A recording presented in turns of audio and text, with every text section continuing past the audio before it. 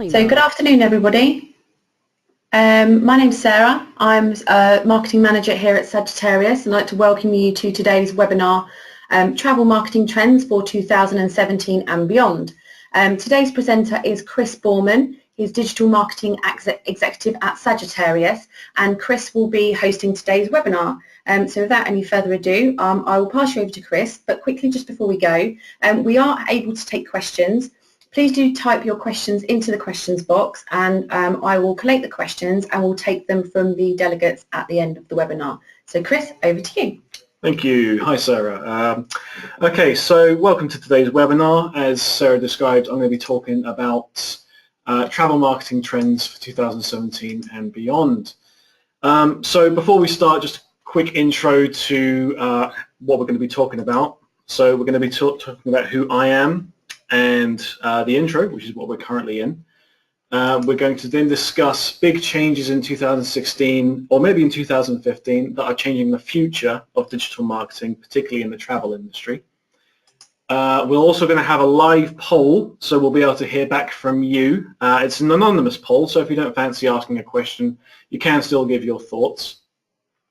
And after that, we'll have a 15-minute Q&A session where you can ask me any questions on what was discussed, what I haven't discussed that you might think might be important, or just some feedback on what you thought about today's webinar. So a quick intro to me. As Sarah described, my name is Kris Boorman, Digital Marketing Executive, and I'm a bit of a traveller. There's me partway up a Japanese mountain, and the reason I've got a great big smile on my face is because after climbing about 3 kilometers, even the cheapest kind of pot noodle will taste absolutely sublime. So my background in digital marketing was a bit of a crash course, which I'll get into in a sec, but mainly my main role focuses on PPC advertising, non-technical SEO, and content. And before joining Sagittarius, I spent 4 years living and working abroad. So I've got a bit of a taste for travel. And how I got into digital marketing was one of my travel photos sort of accidentally on purpose went viral online. I wanted it to get popular, and it got a bit more popular than I expected. So that gave me a great starting point for learning all these technologies, basically. And aside from that, I'm a bit of an evangelist when it comes to VR, having owned a headset myself. I'm hugely into tech, and I'm also into other things, as you can see. So just before we get into the main meat of today's webinar, if you want to take part in the live poll, you can open your browsers and go to pollev.com/KrisBoorman509. If you've missed this link, it will be at the bottom of every slide. So once we go past this slide, you'll still be able to see it. When you log in, you'll see a screen like this. That's because the poll isn't live yet. It's a live poll, so we'll be able to see results as they come in. But until I turn on the poll, this is what you'll see. Okay, so to start today's webinar, I just wanted to get people in the right kind of mindset. When I was a student, I had a bit of a cringy graphic t-shirt with this text. I thought it was really witty at the time. But basically it talks about a desire to have things from the future. We're in the 2010s. I don't have my jetpack. I don't have my hoverboard. But cut to today, we start to get these things. 2016 was the year when VR really took off. It went from being just something in science fiction to something we can have in our homes or on our phones. If you've been on social media at all in the past year, you've probably seen one of those videos of Tesla autopilots preventing accidents. And also in line with Tesla, you might have heard Elon Musk has a plan for us to colonize and terraform Mars. And the reason I'm bringing this all up is I have a tendency to just discuss technology with no kind of doubts or I guess realism in some case. But if anything I discuss today seems a little bit out there, just remember that, apparently we're all going to live on Mars in a decade. Something that seemed impossible when I was a kid. Maybe we'll get hoverboards next. Anyway, first thing I want to talk about today is something that some of you may already be aware of. But it's something I've done quite a bit of research into, and that is the rise of voice search. Now, as I say, some of you are probably already aware of what this is, but for those of you who aren't, I'll just do a brief intro. Voice search is, simply put, a search engine that's conducted by voice, and it's usually found on mobile phones or more recently home products such as the Amazon Echo and soon to come the Google Home.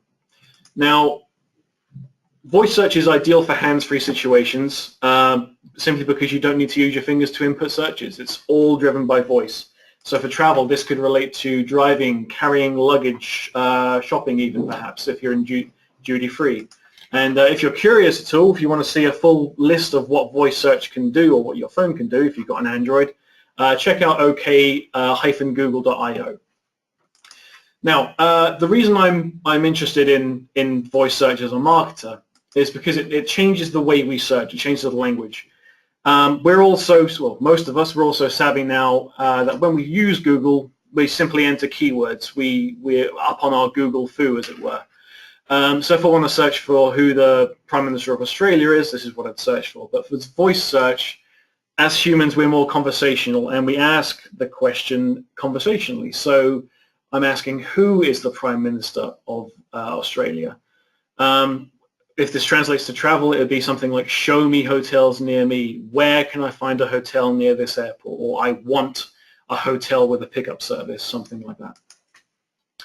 And what this means is suddenly who, what, why, where, when, all these terms which were never ever really part of keywords unless people were just specifically asking for a question, they're suddenly marketable again, and they're really giving a boost to what's known as long tail searches. Google are good enough to give us a bit more information on this, and they've stated that the Google app, which is their built-in searching app on Android, gets 30 times as many action queries by voice as by typing. So there's a lot of intent to purchase or convert behind these searches. People usually want something quite urgently when they're searching by voice. Interestingly, I did a little research on the Amazon Echo, and someone asked me, is this now going to change the way people are searching? Well, the short answer is yes, but still most people in homes that even have Amazon Echoes are still searching just by typing or on desktop. So it's not quite the #1 yet, even if they have a home device.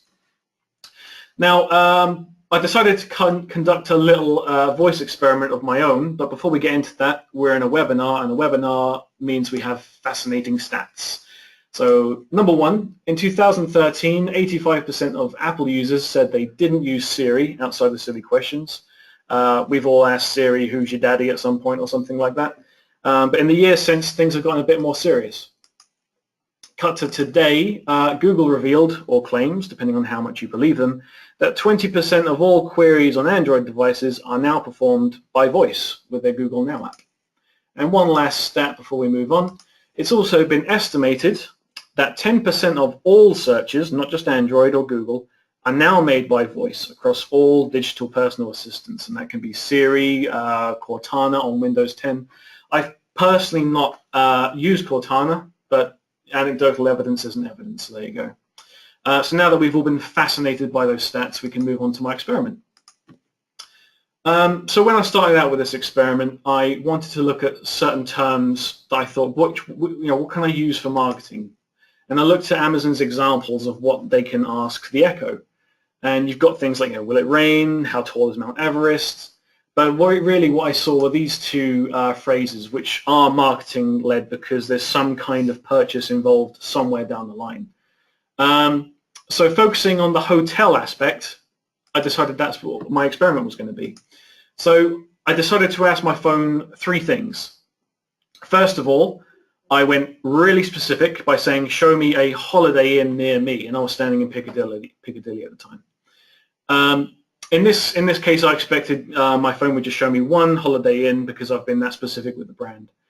Next, I asked for a really basic and open request, show me a hotel near me, and I expected to get a bunch of blips all over the city because I haven't been specific at all, maybe too much choice.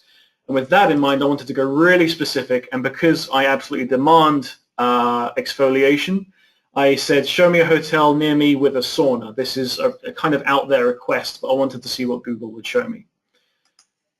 So if we look at the map, when I asked for a Holiday Inn, as expected, it showed me a Holiday Inn pretty close to where I was. No surprises there. In that case, Holiday Inn is the winner, so to speak. Next, when I said, show me a hotel, I got a great deal of hotels, including the Ritz, which is just south of where the Holiday Inn was. You might be able to make it out there. But that's too much choice for me. I want somewhere with a sauna. So I said, show me a hotel with a sauna. And this is what I got. I got 2 hotels fairly far away from me.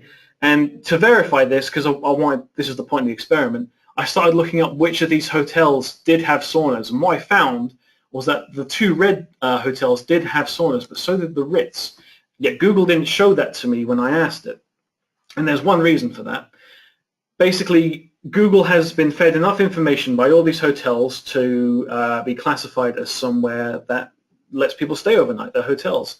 What the 2 hotels on the right did was also specify their data enough to say that, yes, we have a sauna. And whoever's in charge of the Ritz SEO, hope they're not watching, they didn't include sauna in their structured data. So Google wasn't able to tell me that they had a sauna, so they missed out in that aspect. And that's one example of how voice search and mobile results rely on structured data. Now, with every one of my points today, I'm going to give you a list of actions. And first of all, I'm going to say get specific with your data. Not just catering to data, but also consider in destination searches. Oh, we've gone back a bit. There we go. So one thing I experience with a lot of our travel clients is that they have a problem of competing with their affiliate sites, resellers and so on. One thing that affiliate sites don't do is cater to in-destination, meaning that if a holiday is an experience, which is a big buzzword these days, people need to be given that experience, and resellers simply don't do that.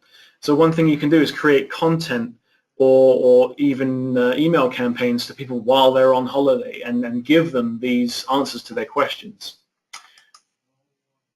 Yep, so this allows you to become the resource for your traveler.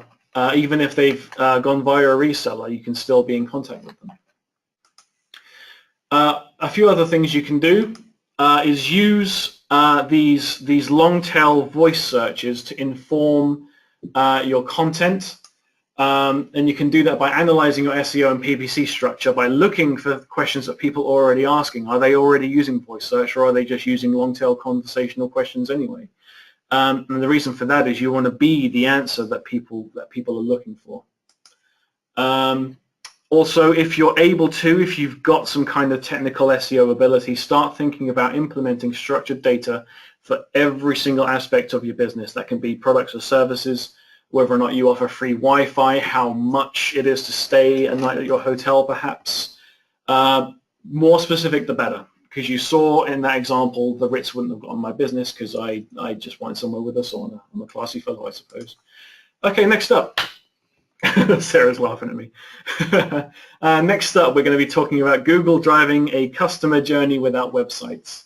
Now, this isn't so much a trend as something that we know for sure, because Google's CEO has come out and said as much, that Google has been laying the foundation for this for many, many years, a solution that means customers never have to open an app or visit a website. Now, some of you may have already heard that quote. It's been floating around for a few years, since 2014, I think. But in 2016, we really started to see Google start putting this plan into action. And I'm primarily talking about mobile here. Now, if we remember how I was searching for a hotel on my mobile, all the information I was going for was purely from mobile results. So let's have a look at this search result page here. Now, again, bear in mind, I'm a customer who's looking for a hotel, and in this whole process, I'm not going to be visiting any of these hotels' websites once.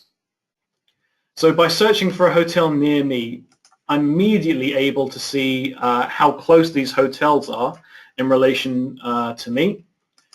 I'm able to select modifiers. I can see when I want to check in, when I want to check out, what kind of availability there is. I can say I want somewhere cheap. That's really close by, within a quarter of a mile. I can see photos of these different establishments. I can see review stars, which is hugely important. And because the structured data is that good in the George Hotels case, for example, I can see their price. I can see that they're a 3-star hotel with free Wi-Fi. And I can see the county has free Wi-Fi as well. And all this information is enough for me to decide to stay at one of these places. And I've never visited their website. It's simply just not part of the equation in this case. So in other words, it lets me call and book just by tapping on the mobile search page. And what this means is it's an entire road to conversion without ever visiting a website. And all of this, again, comes down to structured data. Now, was this introduced in 2016? Well, most of this wasn't. However, we have seen in 2016 that Google took extra steps to become the #1 choice for user experience when it comes to choosing a hotel and stuff like that. And we saw that with the app being released called Google Trips, which is an app which simply takes the search result data that already exists, the plentiful amount of data, and turns it into a trip planning app. I don't know, I haven't used it myself, but it launched just a few months ago, and it's known as something called a progressive web app. Now, progressive web apps are something a bit technical. If I'm honest, I don't know a lot about them. I know what they do. What they do is provide an online mobile experience without the need to be connected to the internet. So what it really is an offline experience. And an example of this, I think Air Berlin recently did something where a customer was able to access their boarding information, their check-in gate, their seat number, and bring up a boarding pass on their mobile, all via a progressive web app. And if you imagine you're traveling, mobile data is at a premium or it's just not available, especially with roaming charges. So to have that kind of functionality offline is a big win. So what can you do to kind of combat this? Basically, you can do two things. Because Google's kind of taking the ball away from website owners and providing a customer journey without websites, you can do two things. You can say, right, fair enough, I'm going to play by Google's rules and I'm going to implement my structured data to make sure that customers who just search via search results or choose to purchase just by search results are going to have all the information they can get. Secondly, you can choose to evaluate your own in-house resources. Can you develop your own progressive web apps and kind of beat Google at their own game? Basically, keep them with you. And this is obviously more difficult, but I would suggest that people at least start with the first point. And if you have the ability to develop your own progressive web apps, then best of luck to you, because that's a big undertaking, but it will be quite plentiful. Next up, we're going to talk about content. Now, I'm a bit biased as a content marketer. I think content, especially in 2016, is becoming more and more important if we consider things like Facebook becoming pay to play. If you're not boosting your posts, they're just not getting seen. But what I'm going to be talking about today is content that is separate from your own channels. And the reason for that is there are just much better channels out there that are already established. Apparently we're having sound issues. Yeah. So this is a connection, I think, the internet. Oh. It's just come back on. Testing, testing? Yeah, okay. Lovely, lovely. Okay, so where were we? Content, exterior channels. We're talking about developing content on your own channels, but moving away from that to kind of help other content creators develop their content in exchange for a little bit of quid pro quo mentioning or other benefits. And when I talk about content, I'm focusing solely here on YouTubers, otherwise known as content creators, of which there are thousands, each with their own niches and subscriber counts. Now, helping a content creator can be as simple as paying for a tour or a multi-night stay in return for a quick mention in their videos, as well as some prime video content of your location, tour, or service. These people have tens of thousands of subscribers, maybe even millions, so there's plenty to choose from. And get some prime video content for a relatively low cost. And the reason they want to do this, the reason you might want to consider this, is because these people need content. They're constantly looking for subject matter to talk about. So why would you consider this, apart from the fact that it's relatively low cost? Basically, this stat from 2016 shows that 70% of millennials relate to YouTube creators more than traditional celebrities. And that's a huge stat. We've heard about maybe TV advertising being eclipsed by online advertising for the first time in history. That plays into this. Not only that, but 4 in 10 millennials say that their favorite creator understands them better than their friends.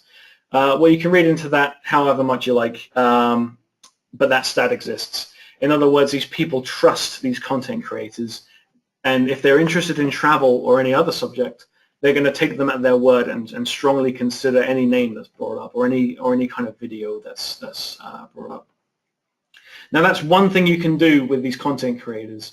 Another thing you can do is set up remarketing via managed placements on your, shall we say, chosen YouTubers' videos. You can do this via display or by search. But basically, if you've got a network of remarketing ads set up, you can start remarketing to people who have watched these ads. Alternatively, if you don't want to sponsor any content creators, you can start seeking out videos that already feature your destination or your hotel or anything like that. They may be out there, and then you can start remarketing on those videos.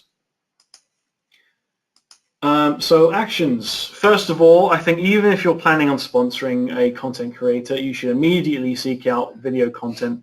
I think this is referred to as social listening, but this one's for video. And test out remarketing, see how it performs on these non-sponsored videos.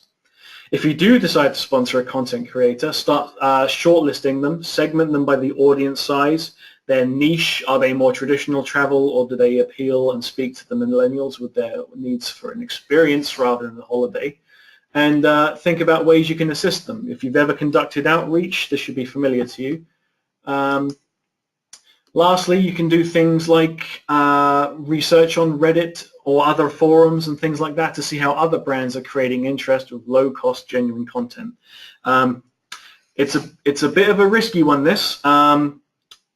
Tens of thousands, maybe millions of users on these forums, but they are very anti-advertising. So if you're going to be, let's be honest, advertising on there, you want to do it with something which is actually genuine content. Up to you if you want to roll that dice. Next up, you all knew this one was coming. I predict that virtual reality will become a bigger part of our own reality. 2016 was an incredible year. Since May, consumer models have hit the stores. Mobile VR has grown considerably, with Facebook and YouTube introducing 360-degree videos. And this really isn't just for video games and videos being shared online. VR content on Facebook has much higher retention and sharing counts than traditional video. In fact, we've just embarked on our own 360 video adventure with our recent Race of Champions weekend, and we saw a much higher rate of engagement and shares with that content. So basically, I don't think VR will be talked about as the next big thing anymore. I think it already is there.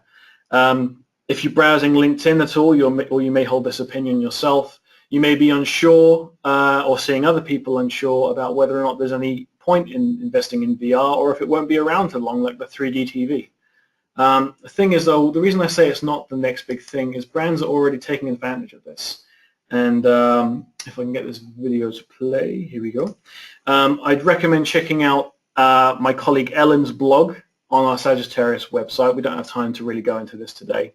But she's written up a great blog that talks all about these brands that are taking advantage already and what results they're getting and what kind of creative and budgeted content they're producing. I recommend you check that one out.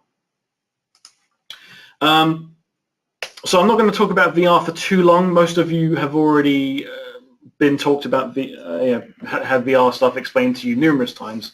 But before we move on, I wanted to explain one little experience I had with my wife while we were planning a trip to Paris.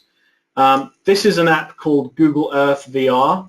If you're familiar with Google Earth, it's basically the same app, but with VR. It allows you to step into these cities and locations and landscapes and view them from there. Does it replace real travel? No, of course not. It's simply something a bit of a novelty. My wife and I spent a good while in here looking at places we lived before, childhood homes, telling stories, looking at places we want to go. You know, novelty stuff, not really stuff that's related to marketing. However, a few days later, when we were planning a trip to Paris, my wife asked me if she could use my headset and open up this app again. When I asked her why, she said she wanted to see how long a walk her shortlisted hotels were from the Eiffel Tower. And she even discovered that one of them, if she stood on the roof or looked out the window, she'd actually be able to see the Eiffel Tower. So that made this app kind of a deciding factor for that particular hotel. Lucky them. So with Google's wealth of information in their search results, all this structured data, which we'll hopefully have soon. Once they bring this app to VR, or mobile VR, all it would take is for them to produce something like this. Change the map and structured data results into something a bit more interactive, something a bit more tangible than just a flat map. Again, it's a bit out there, but it's just something I see this going towards, especially when we consider that Google are producing apps like Google Trips. I don't think there's anything stopping them from producing something like this. So VR, a lot of people are put off by it because they picture things like whole teams of developers developing 3D spaces, or cameras like James Cameron's Avatar costing tens of thousands of dollars to produce 3D stuff. It's really not like that.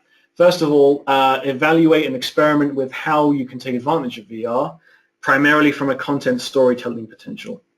Now, we've recently done our own VR stuff, as I told you, with 360 content. We just simply did that with a 360 camera that just cost us £300. And with Facebook's integrated 360 stuff, you can begin experimenting with this immediately. It's a very low price of entry to start producing this content. Secondly, think about how immersive storytelling would apply to your brand or your customers. Does your destination feature unique vistas? Are you in extreme sport, extreme holidays like bungee jumping and parachuting? Would that benefit from 360 in VR? Are your hotel rooms particularly luxurious, although they have great views?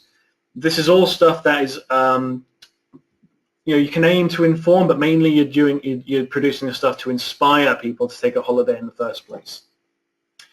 So with that, we can come to the live poll. Once again, if you missed the link, it's pollev.com/Kris Boorman 509. And I will briefly be turning on the poll, so we should be able to see it come live any second. I might need to jump out of this and activate it manually, if it'll let me. There we go. Okay, the poll should be live now, and we'll see some results come in. Got an even split. No one particularly interested in customer journeys for websites at the moment. Let me change my display settings there. There we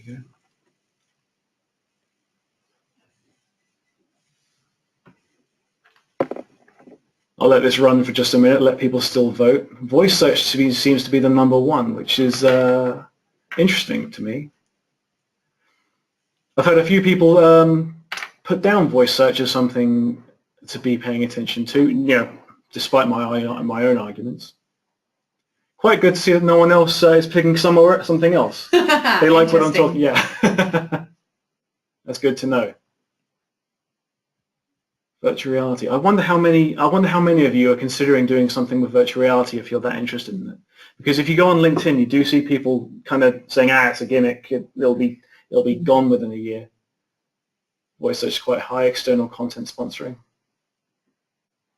I think that's enough time, don't you? Yeah. Interesting. Cool. Okay, where's my mouse?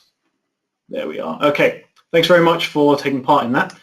And if you want to speak to me about anything we've spoken about today, you can connect with me on LinkedIn. I'm fairly active on there.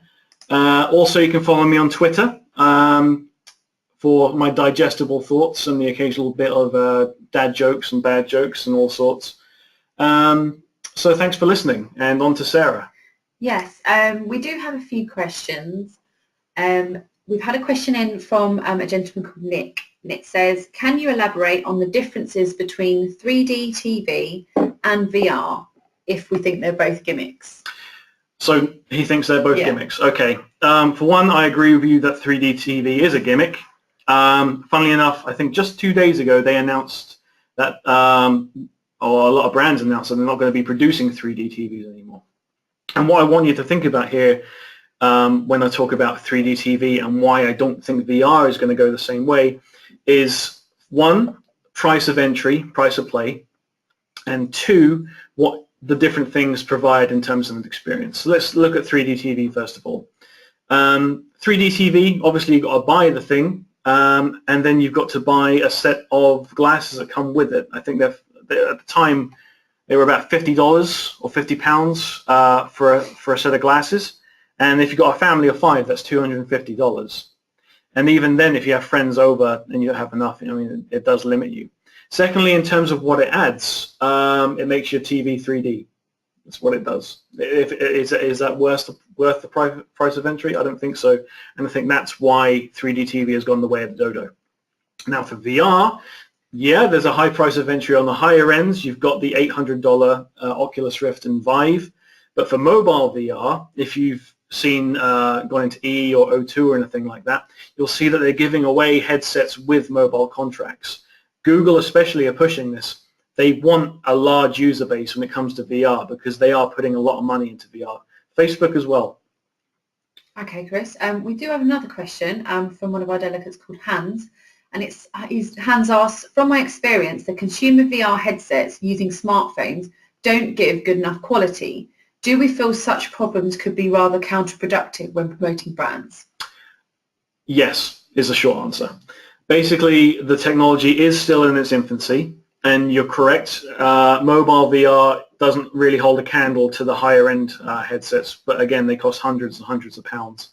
However, if you consider things like the Google Pixel, which claim to be built from the ground up to cater to VR, along with their own headset designed for it being very, very light, the fabric is based off, I read this, based off pajamas because they want people to feel comfortable with it.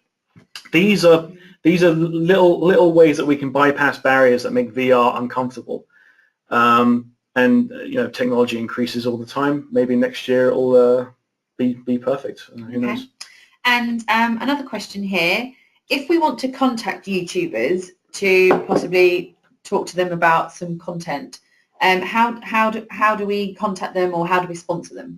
Okay, so if you've never done outreach to bloggers or anything like that, it is the same methodology. A lot of these content creators will be talking on social media about where they're going to be going. So they might say, oh, I'm heading to Malaysia in a month, and they'll put it out as just a normal tweet, but what they're really doing is hoping that people like you reach out and say, yo, we've got a hotel in Malaysia, why don't you come stay with us? That's what they're doing. Yeah, these people, they grift for a living, and they're quite good at it. So you can research them. Make sure you've watched their content and you understand what kind of content they produce, because they want to make sure that you are the right fit for them just as much as you want to make sure. Okay. And lastly, it's our last question. I don't think we had any others. Could you describe progressive web apps again? Tricky one. As I say, I'm not really up on progressive web apps and how they're developed. But I do know that the main thing about them is that they provide an online experience, or to put it in a better way, the feel and experience of an online app without the need for being online. And for travelers, that's a huge boon. Okay, fantastic. Well, thank you everybody for attending today's webinar. If you want to know more, we've got our contact details on the screen, so you can email us at hello@sagittarius.agency. You can call us on the telephone number provided, and if you are an existing customer, and I do believe there are a few of you out there listening today, please do contact your account manager. We have offices in Ashford and London, and we'll be very happy to talk to you about your digital marketing objectives for 2017 and beyond. So thank you for everybody for attending today. I will be sharing today's slides and webinar recording with all of the delegates that attended hopefully tomorrow, and we'll be following up with you via email then. So thanks a lot for attending. Thank you very much. And we'll see you again soon. Thanks a lot. Bye.